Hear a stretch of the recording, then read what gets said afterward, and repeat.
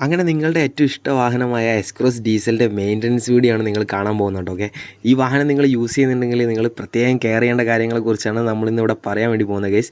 ഈ കാർ നമ്മുടെ ഗ്യാരേജിൽ വന്നത് ഓവർ ഹീറ്റിൻ്റെ പ്രോബ്ലം ആയിട്ടാണ്. നിങ്ങൾക്ക് ഇവിടെ കാണാൻ പറ്റുള്ളൂ, ടാങ്കിലൂടെ ഓവർഫ്ലോ ആയിട്ട് പോകുന്നത് കാണാം. മാത്രമല്ല ഇതിൻ്റെ കംപ്ലയിൻറ്റ് എന്താണെന്ന് വെച്ചാൽ തെർമോസ്റ്റാറ്റ് ബോഡി ആയിരുന്നു. ഇത് വെരി കോമൺ ആണ്. ഈ ഒരു കോഡ്രാജറ്റ് എഞ്ചിനിലെല്ലാം 1 ലാഖിൻ്റെ അടുത്തായിട്ട് ഈ ഒരു തെർമോസ്റ്റാറ്റ് ബോഡി കംപ്ലയിൻറ്റ് വരുന്നുണ്ട്. നമ്മളത് ഫിക്സ് ചെയ്തു. ഇപ്പോൾ നമ്മുടെ കൂളൻ്റ് ലെവലൊക്കെ ഓക്കെയാണ് കേട്ടോ. അപ്പോൾ ഇതിൻ്റെ ഓണർ നമ്മുടെ അടുത്ത് പറഞ്ഞു ബാക്കി കാര്യങ്ങളും കൂടെ ഫുള്ളായിട്ട് ഡീപ്പായിട്ട് ചെക്ക് ചെയ്യാൻ വേണ്ടി പറഞ്ഞു. ഇനി വഴി കിടക്കാൻ പറ്റില്ല.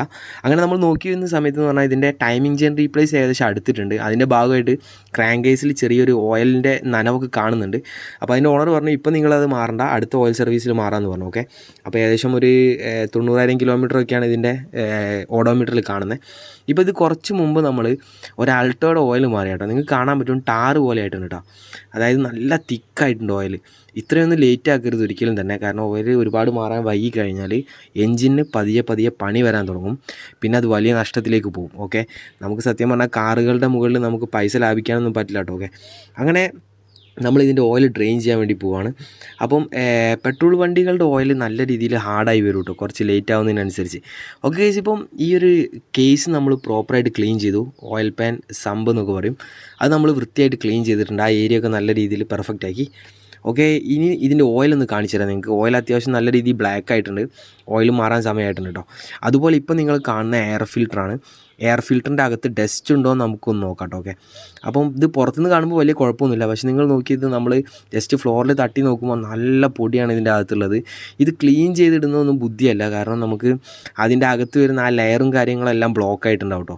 അപ്പം ഇത് മാറിക്കളയാം നമുക്ക്. ഒരു തവണയൊക്കെ ക്ലീൻ ചെയ്യാം. ഓക്കെ, ഇത് ഒരുപാട് വൈകിപ്പോയി. നിങ്ങൾ നോക്കി എത്ര പൊടിയാണുള്ളത്. ഓക്കെ, ഇതുപോലെ പൊടി നിറഞ്ഞു കഴിഞ്ഞാൽ വരുന്ന മറ്റൊരു പ്രശ്നം എന്താണെന്ന് വെച്ച് കഴിഞ്ഞാൽ വണ്ടിക്ക് മൈലേജ് ഒന്നും കിട്ടില്ല ഗൈസ്. ഇപ്പോൾ നിങ്ങൾ കാണുന്ന ബ്രേക്സ് ആണ്. ഫ്രണ്ടിലെ ബ്രേക്ക് ഓക്കെയാണ്. ഫ്രണ്ടിൽ പുതിയ പാഡാണ്. നമ്മൾ ഓൾറെഡി ചെക്ക് ചെയ്തു, ക്ലീനൊക്കെ ചെയ്ത് റിട്ടേൺ ഇട്ടതാണ് കേട്ടോ. ബാക്ക് സൈഡിൽ നമ്മൾ അയച്ചു നോക്കുമ്പോൾ കണ്ടത് ഇതാണ്. ബാക്ക് സൈഡിൽ ബ്രേക്ക് പാഡ് വളരെ കുറവാണ്. അതായത് അടുത്ത ലോങ് ഡ്രൈവ് പോകുമ്പോൾ മിക്കവാറും ഇതിൻ്റെ പാഡ് തീർന്ന് സൗണ്ട് വരാൻ ചാൻസ് ഉണ്ട്. അപ്പോൾ നമ്മൾ ഈ ഒരു പാഡ് നിങ്ങളെ ജസ്റ്റ് അഴിച്ച് കാണിച്ചു തരാം കേട്ടോ, പാഡിൻ്റെ സിറ്റുവേഷൻ എന്താണെന്നുള്ളത്. അപ്പം പാഡിൻ്റെ ചെയ്യുന്നതോട് കൂടെ തന്നെ നമുക്കിതിൻ്റെ കാലിപ്പർ പിന്നൊക്കെ ഫ്രീ ആയിട്ട് കറക്റ്റായിട്ട് ചെയ്യണം, ഗ്രീസൊക്കെ ചെയ്തിടണം. അപ്പം ഈ ഒരു പാഡ് ഇതാ ഇങ്ങനെയാണ്, വളരെ കുറവാണ് അതിൻ്റെ തിക്നെസ് കേട്ടോ. നമ്മൾ ബ്രേക്ക് ചെക്ക് ചെയ്യുമ്പം ബ്രേക്ക് പാഡും കാര്യങ്ങളും ടോട്ടലി നമ്മൾ ചെക്ക് ചെയ്യും. 4 വീലിൻ്റെ ബ്രേക്കും ചെക്ക് ചെയ്യും. അതിൻ്റെ പ്രയോജനം എന്താണെന്ന് വെച്ച് കഴിഞ്ഞാൽ നമുക്ക് ബ്രേക്ക് ഡൗൺ മാക്സിമം ഒഴിവാക്കാം. പുതിയ പാഡ് ഇത്രയും തിക്നെസ് ഉണ്ടാവും കേട്ടോ. അടുത്ത നിങ്ങളെ കാണിക്കുന്നതെന്ന് പറഞ്ഞു കഴിഞ്ഞാൽ ക്യാബിൻ ഫിൽറ്ററാണ്. ഇപ്പോൾ നമ്മൾ സർവീസ് ടൈമിൽ മസ്റ്റായിട്ട് ചെക്ക് ചെയ്യുന്നത് ക്യാബിൻ ഫിൽറ്ററാണ്. കാരണം എ സിയുടെ പെർഫോമൻസിനെ അത് ബാധിക്കും. അപ്പോൾ നല്ല ചൂടൊക്കെ ആണെങ്കിൽ നമ്മൾ പ്രതീക്ഷിക്കുന്ന തണുപ്പ് നമുക്ക് കിട്ടില്ല കേട്ടോ. അപ്പോൾ നമുക്ക് അതും മാറണം. ഇനി അടുത്ത് നമ്മൾ ചെയ്യുന്നതെന്ന് പറഞ്ഞാൽ എൻജിൻ ഓയിൽ ചേഞ്ചാണ്. അപ്പം ഇതിൻ്റെ ഓയിൽ ഫിൽറ്റർ അയക്കാൻ കുറച്ച് എളുപ്പമുണ്ട് കേട്ടോ. കാരണം നമ്മുടെ റിഡ്സൊക്കെ ആണെങ്കിൽ റിഡ്സ് അതുപോലെ പഴയ മോഡൽ സ്വിഫ്റ്റൊക്കെ കുറച്ച് പാടാണ് അയച്ചെടുക്കാൻ.